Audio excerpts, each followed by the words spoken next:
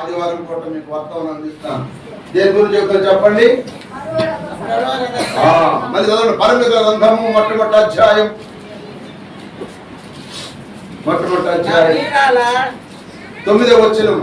పరిమితులు మొదటి అధ్యాయం 9వ వచనం. నా ప్రియురాల ఫరో యొక్క రథాశ్వములతో నిన్ను పోల్చెదను. ఆ మాట గురించి ఆ మాట చేత మనం ఏం చెప్పుకున్నాం? మొట్టమొదటి ఏం చెప్పుకున్నాము అమ్మా? ఫరో గుర్రాలు ధైర్యముగా. రెండవది నమ్మకము కలది. స్తోత్రం చెప్పండి. మూడవది ఆ గుర్రాలకి ఐక్యత ఉంటుంది. మూడవది ఆ గుర్రాలకి ఏముంది? ఐక్యత. అంటే రథానికి ఎన్ని గుర్రాలు కడతారు తెలుసా? 6 గుర్రాలు కడతారు. రాజులైతే 12 గుర్రాలు. 12 గుర్రాలు కూడా ఒకే రథం. రథం ఒకటి, గుర్రాలు 12. ఈ 12 తోలే నాయకుడు ఒకడు ఉంటాడు. సింహాసనం కూర్చున్న రాజు ఉంటాడు. ఈ 12 గుర్రాలు ఐక్యతో అన్ని కలిసి పరిగెత్తేనే, చెప్పండి, అన్ని కలిసి ఒకే అడుగు మీద పరిగెత్తే చెప్పాలి ఆ బండి సాబికి వెళ్ళిపోతుంది. అవి 12 గుర్రాలు. ఇప్పుడు చూడండి, కొంతమంది ఎద్దుల బండి కట్టినప్పుడు పూర్వకాలము అవి 2 ఎట్టినట్టుకుంటే కొన్ని ఎట్లా కాదు. గాడి ఏది ఆ శీల ఏది చిరతల్ని ఇరిగిపోవాలి. కొన్ని చిరత పట్టు పడుతుంది, 2 కాడి పట్టు పడుతుంది. అంటే అవి బలం చూసుకుంటే కానీ బండి ముందు పోవు. ఒకటి వెనక లాగింది, ఒకటే ముందు లాగి. అలా ఉంటే ఆ బండి ఆడే ఉండిపోయి సాగదు. కుటుంబంలో కూడా ఒకళ్ళు వెనక ఒకళ్ళు ముందు ఉంటే బండి కుటుంబం నడవదు. నడిచిదగ్గరా? కుటుంబం నడిచిదగ్గరా? ఎందుకు నడవదు? ఏమండి? భార్య మాట ఒక రకం, భర్త మాట ఒక రకంగా ఉంటే ఆ కుటుంబం నడవదు. ఇద్దరు మాటలు కలిస్తే ఆ కుటుంబంలో ఏ సమస్య ఉన్నా తీరిపోయింది. హల్లెలూయా. అలాగే బిడ్డలు కూడా ఒక కుటుంబం ఎట్లాడదు, సంఘం కూడా అట్లాడదు. ముందు సంఘంలో మనం ఐక్యతగా ఉంటే కుటుంబంలో ఐక్యత వస్తుంది. సంఘం ఐక్యత లేకపోతే కుటుంబంలో ఐక్యత రాదు. ఎందుకంటే దేవుడు ముందు సంఘాన్ని అంటున్నాడు ఇక్కడ. నా ప్రియురాలా ఫరో రథాశ్వరులతో నిన్ను పోల్చనంటున్నాడు. ఆ రథాశ్వరులు ఏముందంటే, ఆ సంఘానికి ఏముందంటే, ప్రియుడికి ఇష్టమైంది సంఘం. అందుకే ఇష్టమైన ప్రియురాలు అన్నారు. ఆ ఇష్టమైన ప్రియురాలు ఎందుకు వర్ణిస్తారంటే, ఆ ప్రియురాలు అనే సంఘం ఎట్టుందంటే మొట్టమొదటి ధైర్యంతో ఉంది, భయం లేకుండా ధైర్యంతో ఉంది. రెండవది నమ్మకంతో ఉంది. మూడవది ఐక్యత. ఆ 12 గుర్రాలు కూడా ఐక్యతగా రథాన్ని లాక్కెళ్తాయి. సోదరు చెప్పండి. మనందరూ ఐక్యతగా ఉంటే సంఘం ఇంకా అభివృద్ధి పొందుతుంది, ఇంకా డబుల్ అవుతుంది, ఇంకా పెరుగుతుంది, ఇంకా వృద్ధిలోకి వస్తుంది, పేరులోకి వస్తుంది, 10 మంది చెప్పినట్టుగా ఉంటుంది. హల్లెలూయా. అలాగే కుటుంబంలో కూడా ఇక్కడ ఐక్యతను బట్టి నువ్వు కుటుంబంలోకి వెళ్ళి నువ్వు కుటుంబంలో కూడా అలాగుంటే నీ కుటుంబం కూడా సాగిపోతుంది. 1 అంతస్తు కాదు, 2 అంతస్తులు కాదు, 3 అంతస్తులు కాదు, 7 అంతస్తుల బిల్డింగ్ కట్టుకోవచ్చు ఐక్యత ఉంటే. త్వరగా చెప్పండి. 2 అంతస్తుల బిల్డింగ్, 7 అంతస్తుల బిల్డింగ్ కట్టుకోవచ్చు ఐక్యత ఉంటే. హల్లెలూయా. ఐక్యత కావాలి. ఐక్యత ఉండలేదు. కొన్ని కుటుంబాలు ఉండలేదు, సంఘంలో కూడా ఉండలేదు. నీవు దేవునికి ఇష్టమైన ప్రియురాలకు ఉండాలంటే సంఘంలో నేను పారేయాలి. అదే ఐక్యత. సోదరు చెప్పండి. ఎవరు పారలేదు అనుకో, పలకరిన వ్యక్తిని కూడా నువ్వు పారించు. అదే ఐక్యత. సోదరు చెప్పండి. అదే ఐక్యత. ఒకప్పుడు పలుకున్న వాళ్ళని ఇప్పుడు ఆగిపోయాం కనుక ఆగిపోయిన మళ్ళీ పలుకుంటే ఏమొచ్చింది అంటే వాళ్ళు ఐక్యతగా ఉంటే వారు రథాలను మెచ్చుకున్నాడు దేవుడు, మన మెచ్చుకోదు కాక. ఈ ఐక్యతలో కొన్ని మాటలు మీరు చెబుతారు. టైం అంతే చూడలేదు. 12:30 అయిందా? సరే, కొద్ది నిమిషాలు చెప్తాను. దేవుడు మాపించాలి కదా. ఒకరికి ఐక్యత అనేది చాలా ప్రాముఖ్యము. ఐక్యత అని చెప్పండి, ప్రాముఖ్యం. చూడకమ్మా, ఇప్పుడు మేకలు ఉన్నాయి. ఈ మేకలు మేపేవాళ్ళు, గొర్రెలు మేపేవాళ్ళు ఉంటారు. కొమ్మ నరికేస్తే అందరూ అన్ని వచ్చి ఆ కొమ్మలు నాకులు చక్కగా వేస్తే మేయాలి. కాకులు కూడా అంతే కదా. కాకులు కూడా అన్నం వేయి అవి పిలుచుకొస్తాయి. ఒక కాకి ఆకేసింది, అన్నం రండి అన్ని కాకులు వచ్చి అన్నాన్ని తింటే కాకులకు ఐక్యత ఉంది, మేకలకు ఐక్యత ఉంది, కుక్కలకు ఐక్యత ఏం చేస్తా చెప్పండి? అవి ఒక బజార్లో ఉంటాయి కుక్కలు, ఒక బజార్లోనే పడుకుంటాయి, ఒక బజార్లో తిరుగుతూ ఉంటాయి. ఆ ఒక బజార్లో తిరుగుతున్న కుక్కలో ఒక మొక్క వేస్తే చూడండి కరుచుకుని, నువ్వు కాదు నాది, నీది కాదు నాదని కరుచుకుంటే. అదే బైబిల్ రాశాడు చూడండి ఆ మాట. గలతీ రాసిన పత్రిక 5వ అధ్యాయం 15వ వచనం చూడండి ఆ మాట. కరుచుకునే వాళ్ళు ఉండాలి, ఇక్కడ కరుచుకుంటారంట. చదవాలి. 5వ అధ్యాయం గలతీ రాసిన పత్రిక 5వ అధ్యాయం 15వ వచనం. అయితే మీరు ఒకరినొకడు కరుచుకొని భక్షించిన ఎడల మీరు ఒకని వలన ఒకడు బొత్తిగా నశించిపోదురేమో చూచుకొనుడి. ఏం చేస్తారంటమ్మా? కలుసుకుంటారు. సంఘంలో కలుసుకునే వాళ్ళు ఎక్కువైపోయారు. ప్రేమ లేదు, ఐక్యతగా తిందామా లేదు, ఐక్యతగా పండుగ చేసుకుందాం, ఐక్యతగా ఫలాన్ని తిందాం, ఐక్యతగా భోజనం తిందాం, ఐక్యతగా వాక్యాన్ని తిందాం అని లేదు. కలుసుకాటలు ఎక్కువైపోయి కలుసుకున్న ఎక్కువైపోవడం అడుగుతారంట. నశించిపోతారు అని వాక్యం చదివిస్తుంది. సొంత చెప్పండి, ఏమైపోతారంట వాళ్ళు? నశించిపోతారు. నేను నశిస్తాను కాదుగా దేవుడు పిలిచింది, నేను ఆశ్రయిస్తాను దేవుడు పిలిచాడు. పిలిచిన దేవుడి దగ్గర నువ్వు కలుసుకుంటే ఏం ఉపయోగం ఉంది?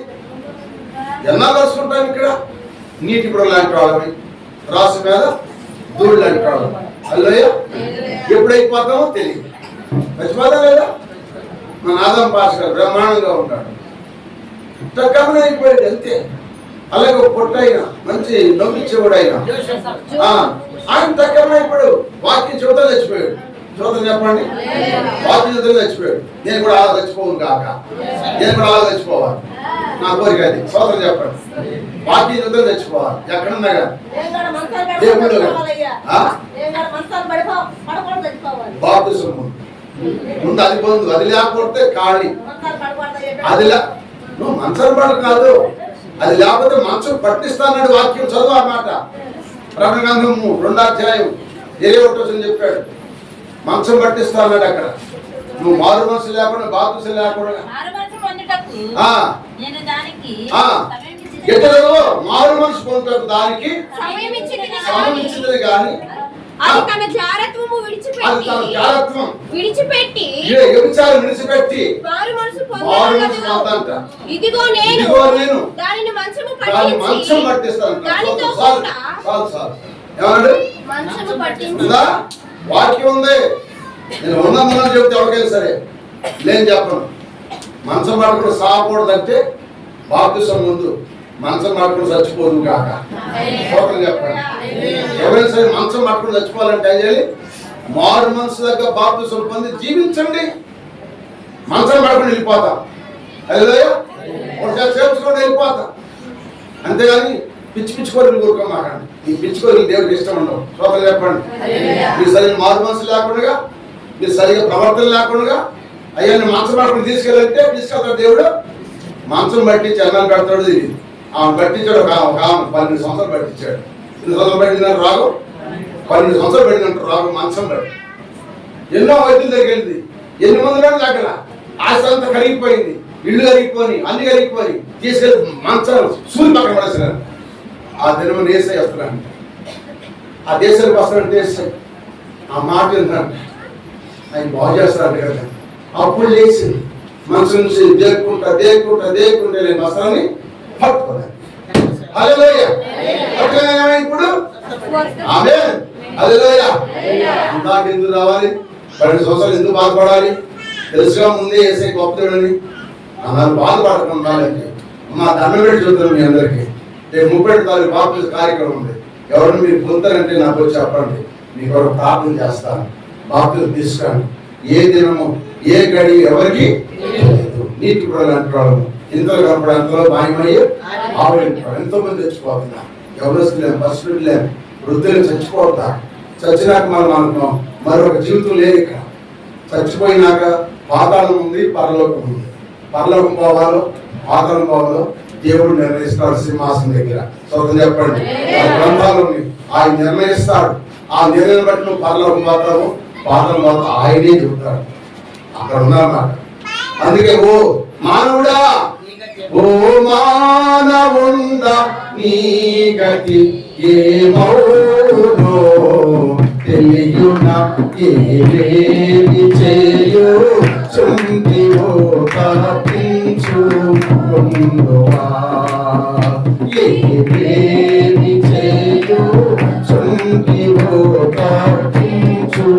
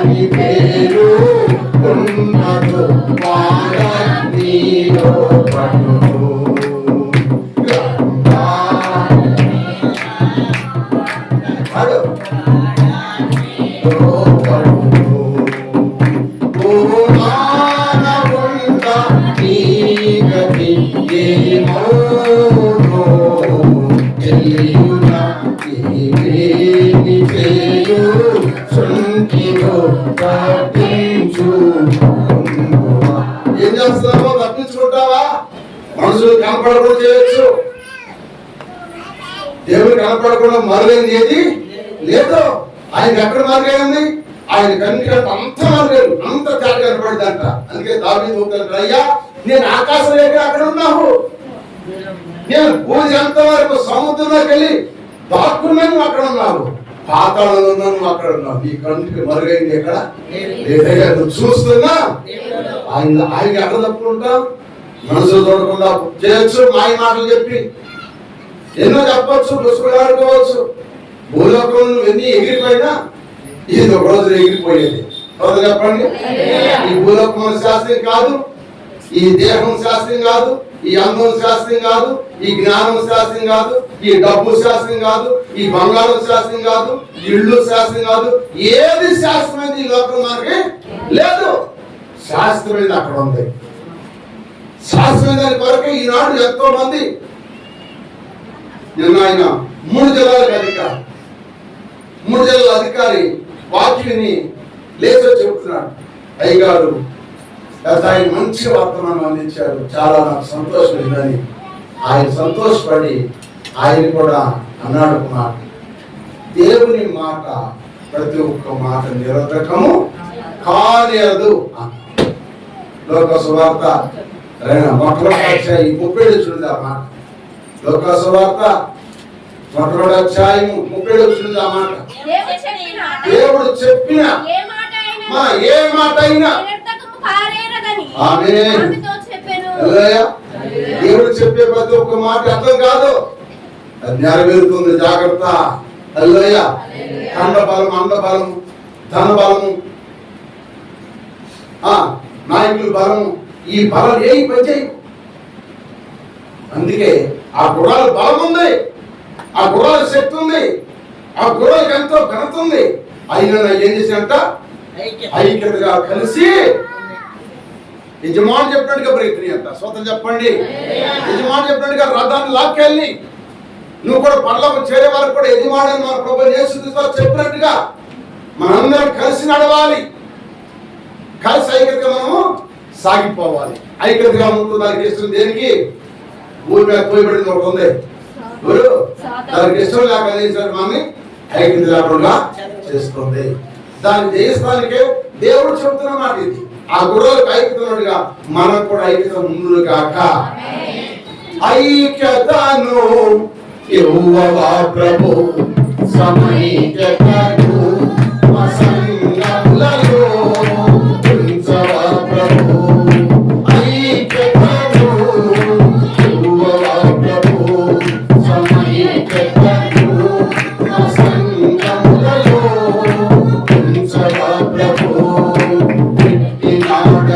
సకాలు కలహంబులను చెదరగొట్టినాడయా విశ్వాసులను పెట్టినాడయా సకాలు కలహంబులను చెదరగొట్టినాడయా విశ్వాసులను గద్దించవాడండి అపవాదిని గద్దించవాడండి అపవాదిని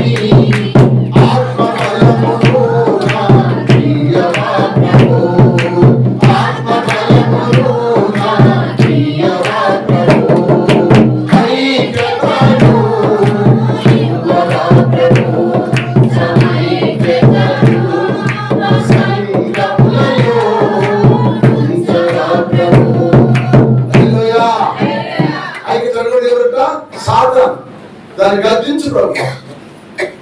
మేమందరం ఐక్యతగా ఉంటాం.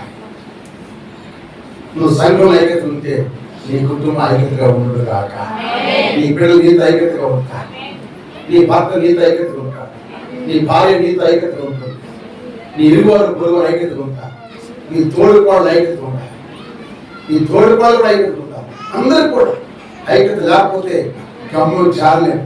ఎందుకు తెలుసు మనం ఎవరి పేరు పెట్టి పిలుస్తున్నా ప్రజలు ఎవరో మనం చెప్పండి. పేరు పెట్టి మనం పిలిచాడు ఆయన. నా కుమార్తె నా కుమారుడు పేరు పెట్టి పిలిచి మనకు ఆయన ఉచితంగా ఆ రక్షణ అనే టికెట్ మనకి ఇచ్చాడు. ఎందుకు? రా పరలోకానికి. అమెరికా ఎంత ఉచితంగా టికెట్ తీసుకుని ఉచితంగా టికెట్ మనకు అమెరికా దానికి చెప్పండి. అమెరికా వెళ్ళాలంటే ఇప్పుడు ఎస్లే వెళ్ళాలంటే ₹1,00,000 అంట. ఎస్లే వెళ్ళాలంటే టికెట్ అంతా ₹1,00,000 లేకపోతే ఎస్లేం పోవాలి. కానీ పరలోకం ఎస్లేం పోవాలంటే నీకు పుస్తకం ఎత్తున్నాడు. ఆ పరలోకం ఆ ఎస్లేంకి ఎన్ని కోట్లు ఇచ్చినా ఎంత బంగారం ఇచ్చినా అల్లేము మనం. ఆయన ఇచ్చే ఉచితమైన రక్షణ. ఆ రక్షణ మనకి ఇచ్చే కనుక రక్షణ పొందిన మనం ఐక్యతగా ఉండాలి. ఐక్యతలో ఒక మాట మీకు జ్ఞాపకం చేస్తాను. 133వ కీర్తన మొట్టమొదటి సహోదరులు ఐక్యత కలిగి నివసించుట ఎంత మేలు, ఎంత మేలు, ఎంత మనోహరము, ఎంత మనోహరం. అది తల మీద పోయబడిన అహరోను గడ్డము మీదగా కారి అతని అంగీల అంచుల వరకు దిగజారిన పరిమళ తైలము వలె నుండును. చెప్దామా? హల్లెలూయా.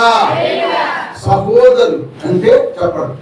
సహోదరులు అంటే ఒక్క తల్లికి పుట్టినవారు, తల్లిదండ్రులకి పుట్టినవారు, అన్నదమ్ములు, అప్పజెల్లెళ్ళు. చెప్పండి. అన్నదమ్ములు, అప్పజెల్లెళ్ళు ఎట్లుందంట? ఐక్యత ఉండాలి. మొట్టమొదటిగా ఇస్రాయేలు యోసేపుకి యాకోబుకి ఐక్యత లేదు. ఇద్దరు పాడుకున్నారు లేదా బైబిల్ ఐక్యత లేదు. నేను ముందే పాడుకున్నా. ఆ జీవితాలు అత్తగలేదు. ఆ తర్వాత యాకోబులకు 10 మంది కుమారులు పుట్టారు. ఈ 10 మంది కుమారులు పుడితే ఈ 10 మంది కుమారుల్లో కూడా ఐక్యత లేదు. యోసేపు మీద ఆమెకి ఐక్యత లేదు. ఉందా? లేదు. మరి యేసు ప్రభు వారికి ఎంతమంది శిష్యులు? 10 మంది శిష్యులు. ఆ శిష్యులు కాదు. యేసు ప్రభు వారికి పుట్టిన తర్వాత 4 పుట్టారు. ఇంకా 4 మగ పిల్లలు పుట్టారు. మరియమ్మ ఆడపిల్ల కూడా పుట్టారు. ఆడు కూడా 4 అవుతారు. మొత్తం ఆమె కూడా 8 మంది సంతానం అవ్వచ్చు. ఎందుకంటే 4 పేర్లు రాసిన 4 పేర్లు రాలా. ఎవరంటే వాళ్ళ సహోదరి మనం మనతో ఉన్నవారు కారన్నారు ప్రధాన యాజకుడు. అంటే 4 పేర్లు చెప్పంటే వీళ్ళు కూడా 4 ఉన్నట్టు అర్థం అన్నమాట. స్వత చెప్పండి. మరి ఇంతమంది ఉన్నా యేసయ్య మీద ఆశ్చర్య ఉందా లేదా? యేసయ్యను అమ్మేసుకున్నారు. యేసయ్యని సిలువకు అప్పగించారు. ఎవరికి ఐక్యత లేదండి? దావీదులకు కూడా ఐక్యత లేదు. దావీదు మీద అన్నలకు కూడా ఐక్యత లేదు. ఐక్యత కలిగిన వాడు ఇద్దరే. ఎవరు తెలుసా? మోషే, అహరోను. దేవుడు ఎవరు పిలిచాడు? మోషేని పిలిచాడు. అహరోన్ని ఆయన చెప్పాడు అన్నమాట. సహకారిగా ఉంటున్నాడు. ఇప్పుడు మోషే పిలుచుకున్న దేవుడు. అహరోను పెద్దోడు, మోషే చిన్నోడు. ఏమండి? మోషే చిన్నోడు, అహరోను అసలు మోషే కడుగుంటాడు అన్నమాట. మధ్యలో రాకులు పుట్టిన మిరియం కనుక ఆకరం పిలుచుకున్న దేవుడు పిలుచుకున్న తర్వాత ఇప్పుడు అహరోన్ని నీ అన్న నీకు సహకారి పెడుతున్నాను అన్నాడు. నీ ఇష్టం ఆయన అన్నారు. ఇప్పుడు ఆరోను కాలంలో ఉన్నాడు, మోషే మిథ్యాలో ఉన్నాడు. మిథ్యాల నుంచి ఇప్పుడు కాలం వస్తుంటే తమ్ముడు చూసాంట, అన్న వెళ్ళి అతన్ని వాటేస్తున్నాడు. ఎందుకు తెలుసా? మోషే ఎవరు చెప్పండి? నరహంతుడు. మొట్టమొదటి మోషే ఎవరు చెప్పండి? నరహంతుడు హత్యేశాడు, పారిపోయాడు. నరహంతుడిని నువ్వు ఇది చేశావని చెప్పి దేశించాలి అన్న వెళ్ళి చాలా కాలం తమ్ముడిని కబులించుకున్నాడు, తీసుకొచ్చి. ఇప్పుడు తమ్ముడు చెప్పినట్టుగా అని నాడు దేవుడు చెప్పిన మాట నాయకుడిని పిలుస్తున్నావని తమ్ముడు. ఇప్పుడు పెద్దవాడు పిలుచుకోవాలి, ఆరోను పిలుచుకోవాలి. ఎవరు పిలిచాడు? తమ్ముడు పిలుస్తున్నాడు. ఇప్పుడు తమ్ముడు నోటి మాటకు సహకారిగా ఆయన పెట్టాడు. ఇప్పుడు మోషే ఏం చెబుతాడో ఆరోను చేయాలి, అంతే. నేను అననే నా మాట ఆడలేదు కానీ ఆడి మాట నేను ఇద్దని అనుకున్నాడా? అలా ఆ ఐక్యతను బట్టే అదే అన్నాడు. ఆ ఇద్దరు అంత ఐక్యత. తమ్ముడు ఏం చెబితే అదే చేశాడంట ఆరోను. హల్లెలూయ. ఇవాళ ఏమంటారు చెప్పండి? ఇదే నా చెప్పేది. జనగామం వచ్చి పాడేది నా చెబుతుంది, ఇల్లు వాకిలు నాది అని నా చెబుతుంది, పెద్దలు చేస్తుంది నా మీద అనుకో. జ్ఞానం కలిగి ఎవరు చెప్పిన మాట మనం అది మంచి మాట అయితే మనం విందుము గాక, అది ఆశించబడే మాట అయితే విన్నాను. అందుకే ఆరోను విన్నాడు.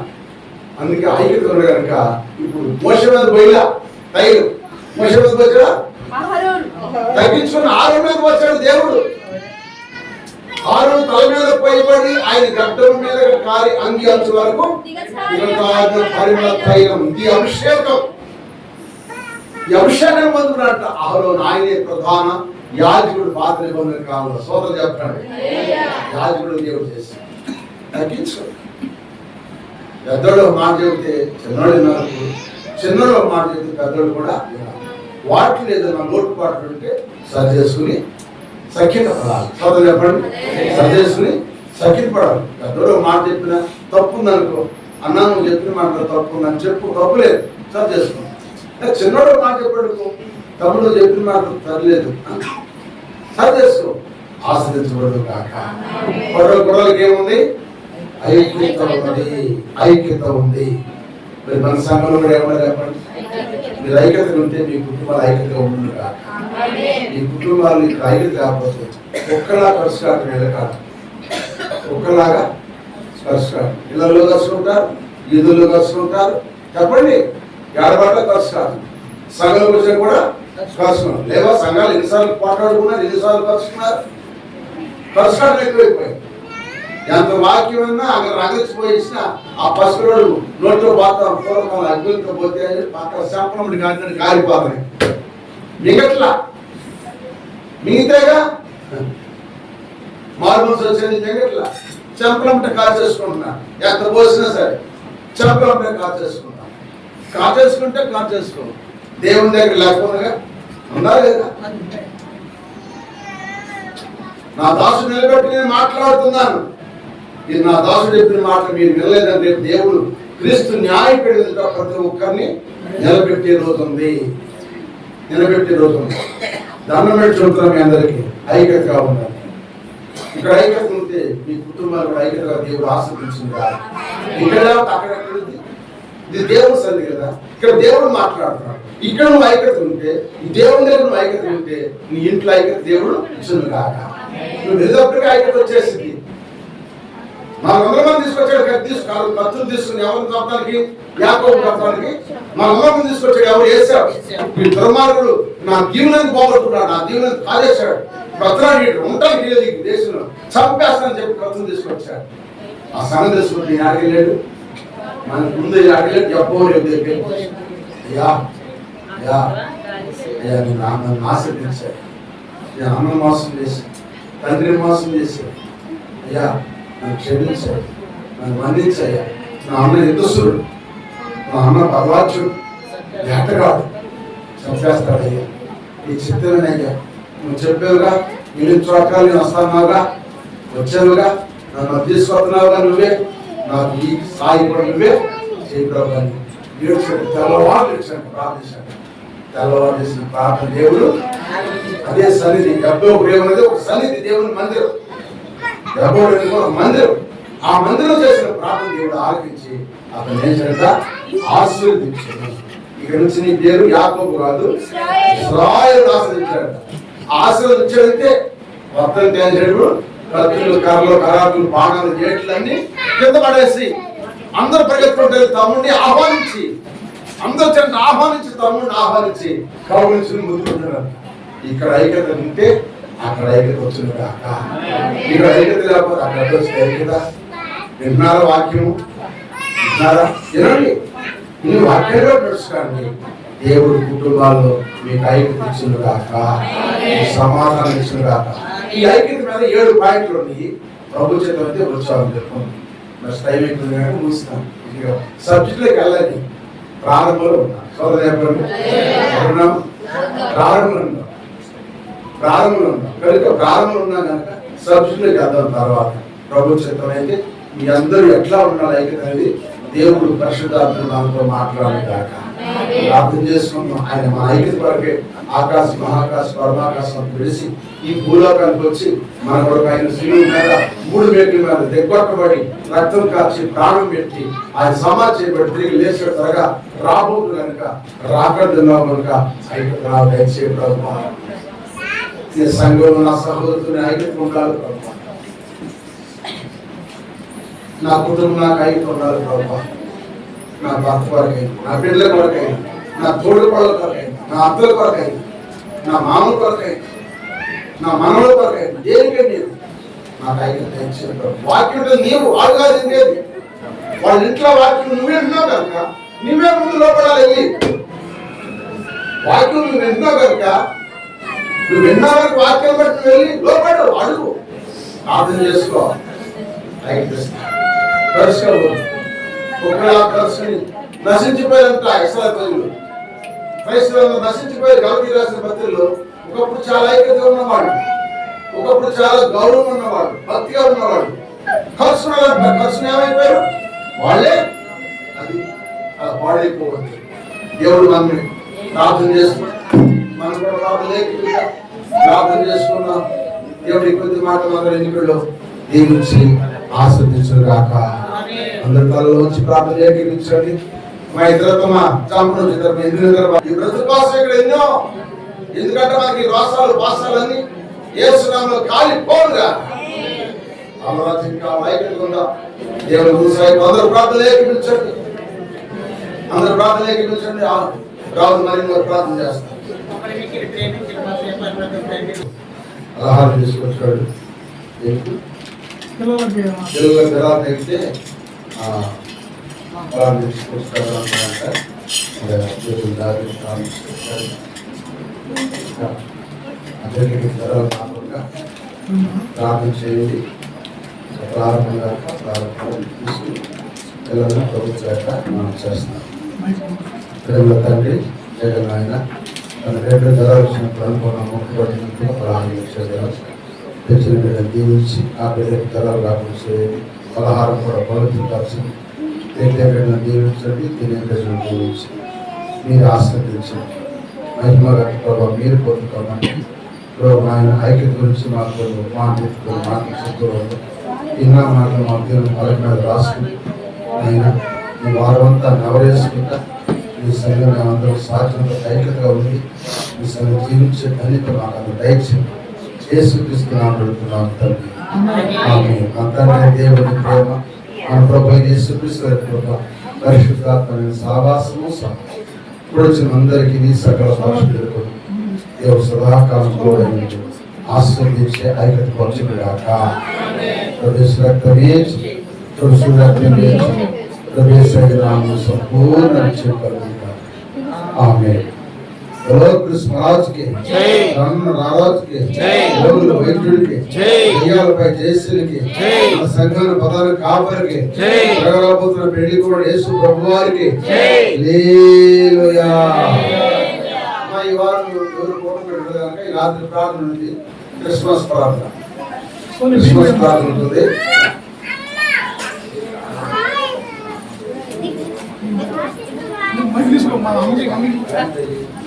కవర్లా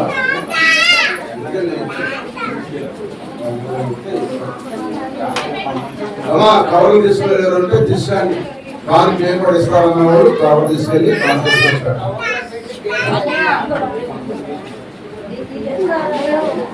తీసుకెళ్ళండి